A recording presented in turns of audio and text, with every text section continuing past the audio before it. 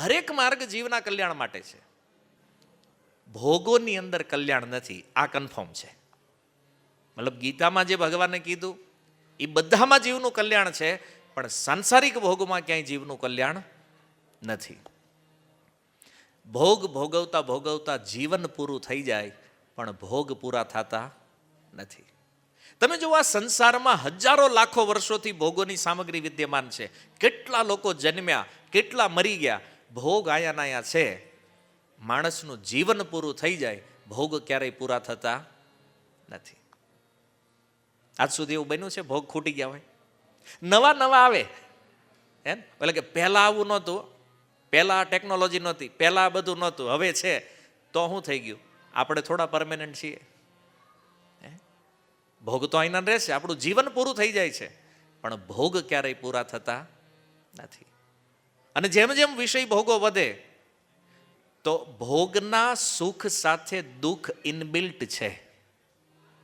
તમે મોબાઈલ લેવા દુકાને જાઓ અને તમે એમ કહો કે મારે મોબાઈલનું બોક્સ અને કેટલોગ નથી જોતું, મારે મોબાઈલને ચાર્જર જોઈ, જોઈ લો કે લેવું, હારે જ આવે.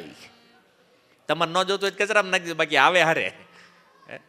એમ સંસારની અંદર સુખ માટે જીવ કોઈ પણ પ્રયાસ કરે તો એની પાછળ દુઃખ વધતા ઓછા પ્રમાણમાં ઇનબિલ્ટ દુઃખ છે જ. તમે કહો એ કેવી રીતે? ધ્યાનથી સમજો આ તત્વ.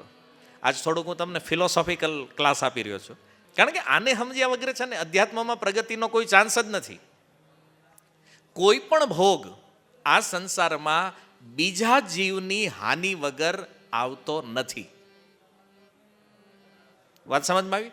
જે પણ સુખ ભોગ માટે આપણે પ્રયાસ કરીએ છીએ, એ સુખ આપણને ત્યારે મળે છે જ્યારે બીજા જીવને દુઃખ થાય છે. અન્ય જીવની હાનિ વગર કોઈ સુખ નથી આવતું ક્યાંય. અચ્છા, તમે વિચાર કરો, આહાર લઈ લો, ભોજન. આપણે આહાર ખાઈએ છીએ તો વનસ્પતિને, છોડને દુઃખ લાગે છે કે નહીં? કષ્ટ થાય છે ને એને જ્યારે કાપો છો તો, કારણ કે વનસ્પતિમાં જીવ છે. હવે તો સાયન્સ માને છે વનસ્પતિમાં જીવ તો કષ્ટ છે ને, બીજાની હાનિ થઈ ત્યારે આપણી સુધી આવ્યું છે. અચ્છા, જે રોટલી બનાવીને ઘરવાળા આપે છે એને તો એ ચૂલાની કે ગેસની ગરમી સહન કરવી પડે છે કે નહીં? કષ્ટ થાય છે ને ત્યારે આપણી થાળીમાં રોટલી આવે છે. તમારી પાસે ગાડી છે, એને જે બનાવવા વાળા વ્યક્તિઓ છે, એ જ્યાં ફેક્ટરીમાં કામ, એને કષ્ટ, કોઈ મજા માટે કામ કરે છે કોઈ? જ્યાં પણ કામ કરીએ છીએ ત્યાં દુઃખ છે. એટલે આપણી પાસે જે કાંઈ સુખ આવે છે તો સમજો કે એની પાછળ કેટલાય જીવોને કષ્ટ થયું છે, ત્યારે એ સુખ આપણી સુધી પહોંચ્યું છે. આપણે આ નથી જોતા, આપણને ખાલી સુખ દેખાય કે વાહ, આપણને આ વસ્તુ મળી ગઈ, આ વસ્તુ ખાવાની મળી ગઈ, આ કપડાં મળી ગયા, આ મળી ગયું, પણ એની પાછળ કેટલા જીવોએ કષ્ટ સહન કર્યું છે એ જુઓ. અને જીવિત વ્યક્તિ આ સહન કરે છે, જે જીવિત છે મનુષ્ય, એ જ્યારે સહન કરે ત્યારે આપણે સુખ ભોગવીએ છીએ. અને એટલા માટે આ ઇનબિલ્ટ વસ્તુ હોવાના કારણે પરિણામ રૂપ દુઃખ તો આવવાનું છે. ભોગનું પરિણામ જ દુઃખ છે, પણ એ આપણે જોતા નથી. આ સંસારમાં જે બુદ્ધિમાન વ્યક્તિ છે એ જાણે છે દુઃખ ક્યાંથી આવે છે, અને એટલા માટે એ ભોગને નથી ચાહતો, એ ભોગનો ત્યાગ કરી દે છે. એનું એકમાત્ર કારણ એ છે, કારણ કે એને ખબર છે કે બીજાને હાનિ પહોંચાડ્યા વગર હું સુખી થઈ શકું એમ નથી. કોઈ પણ ફિલ્ડ, કોઈ પણ ક્ષેત્રની અંદર આ વસ્તુનું એનાલિસિસ કરો, તમે ઘરે જઈને શાંતિથી વિચાર કરજો આ વાત ઉપર. અને એટલા માટે પ્રત્યેક ભોગોનું પરિણામ દુઃખમાં છે. બુદ્ધિમાન વ્યક્તિઓ જાણે છે, અને એટલા માટે એ ના પાડે છે કે ભાઈ અમારે દુઃખ જોતું નથી, દુઃખ હું ચાહતો નથી. અને જો આ સંસારમાં કોઈ દુઃખ નથી ચાહતું, જે બુદ્ધિમાન છે, કોઈ વ્યક્તિએ આજ સુધી દુઃખ માટે પ્રયાસ કર્યો છે? આ દુનિયામાં જે લોકો મહેનત કરે છે એને પૂછો, સુખી થવા માટે કરો છો કે દુઃખી થવા માટે કરો છો? બધા વ્યક્તિનું લક્ષ્ય તો સુખ છે, પણ એ પ્રાપ્ત શું કરે છે? દુઃખ. એટલા માટે એક ઉદાહરણથી સમજો. આ દુનિયામાં લોકો આત્મહત્યા કરે છે, સુસાઇડ જે કરે છે, લોકો આત્મહત્યા શું કામ કરે છે?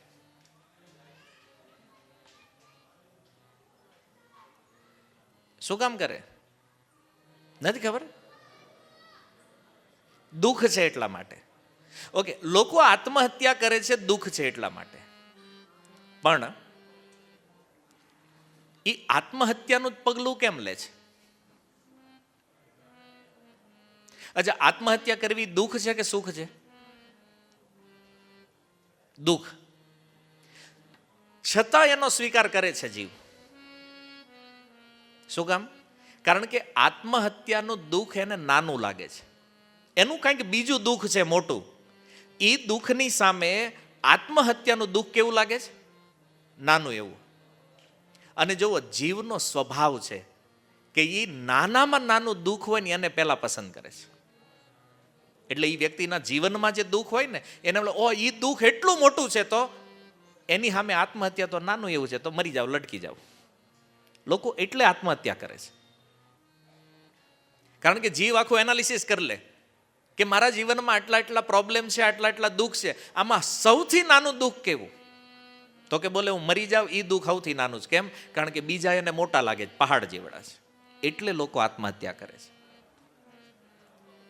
અને આ જીવ છે ને એનો સ્વભાવ છે કે નાની વસ્તુ હોય, નાનું દુઃખ હોય એને સ્વીકારો, મોટા છોડી દો. આ દુઃખને ભોગવવા એના માટેની જે સમજ છે એ ભગવદ્ ગીતા આપે છે.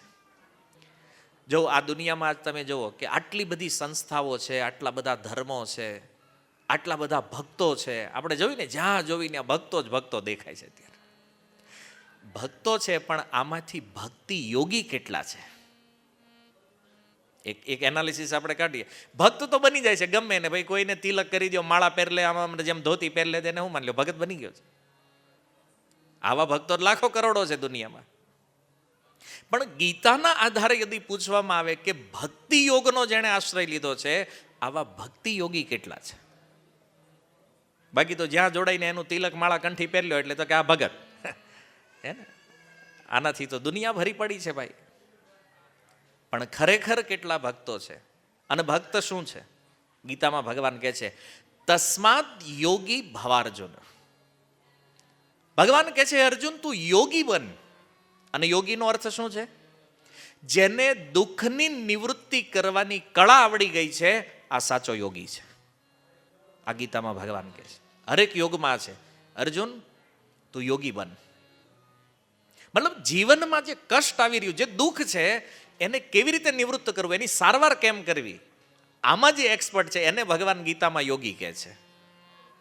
તસ્માત યોગી ભવ અર્જુન. તારે યોગી બનવાનું છે અર્જુન. પોતાના દુઃખની હાનિ કરવા વાળો બન. નહીં તો માની લો અર્જુન કે જો હું મારા દુઃખને હું દૂર ન કરી શકું તો શું થશે? આદિ શંકરાચાર્ય ભગવાન કહે છે પુનરપી જનનમ પુનરપી મરણમ પુનરપી જનની જઠરે શયનમ. વારંવાર જન્મ થશે, વારંવાર મૃત્યુ થશે, અને જન્મ મૃત્યુના પ્રવાહમાં ક્યારેય ખબર નહીં પડે કે આ દુઃખમાંથી બહાર કેવી રીતે નીકળવાનું છે, આ દુઃખને દૂર કેવી રીતે કરવાનું છે. તો આ દુઃખોને ભગાવવા માટે, આને દૂર કરવા માટે ભગવાને આ બધા માર્ગ ગીતામાં બતાવ્યા છે કે તમને જો એ દુઃખનું એનાલિસિસ ખબર પડે કે મારા જીવનમાં દુઃખ છે ને દુઃખ મારે દૂર કરવું છે, તો યા તો તમે કર્મ માર્ગનો આશ્રય લો, યા તો જ્ઞાન માર્ગનો આશ્રય લો, અથવા ભક્તિ માર્ગનો આશ્રય લો. ભગવાન કહે છે આ બધા રસ્તા ઉપર ચાલવાથી દુઃખની નિવૃત્તિ થવાની છે, દુઃખ દૂર થવાનું છે. તો જીવની સારવાર માટે આ બધા માર્ગ શાસ્ત્રોમાં ભગવાન બતાવી રહ્યા છે ગીતામાં. કર્મયોગ છે, જ્ઞાન યોગ છે, ભક્તિ યોગ છે. અને જેવો જેવો જેનો રસ, જેનો સ્વભાવ છે એ માર્ગમાં એ લોકો ચાલવાના છે. પણ આ બધા માર્ગ કરે છે તો જીવનું કલ્યાણ. આ ગીતામાં બતાવ્યું છે ભગવાને. આ વિષય છે ગીતાનો, આ સબ્જેક્ટ છે.